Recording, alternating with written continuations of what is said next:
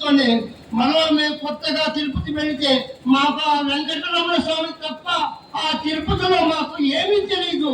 మేము ఎక్కడికి వెళ్ళాలి, ఎవరి దగ్గరికి వెళ్ళాలి, కనీస రవాణా సౌకర్యం కూడా లేనటువంటి ఆ తిరుపతికి వెళ్ళి మా ప్రజలు, మా కలువాయి మండల ప్రజలు ఎలా జీవించాలి అని మా యొక్క ఆవేదన. దయచేసి దీన్ని అర్థం చేసుకుంటారని నేను మనం చేసుకుంటున్నాను.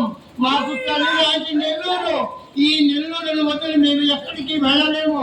మా బాధలు అర్థం చేసుకొని అందరూ మా యొక్క శాసనసభ్యులు వారు మాకు హామీ ఇస్తున్నారు, అలాగే జిల్లా మంత్రివర్యులు మాకు హామీ ఇస్తున్నారు.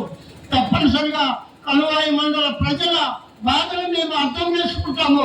మిమ్మల్ని ఐకమత్యంగా ఉన్నటువంటి మిమ్మల్ని మేము ఎట్టి పరిస్థితుల్లో మా నెల్లూరు విడదీయమని వారు హామీ ఇచ్చారు. ఆ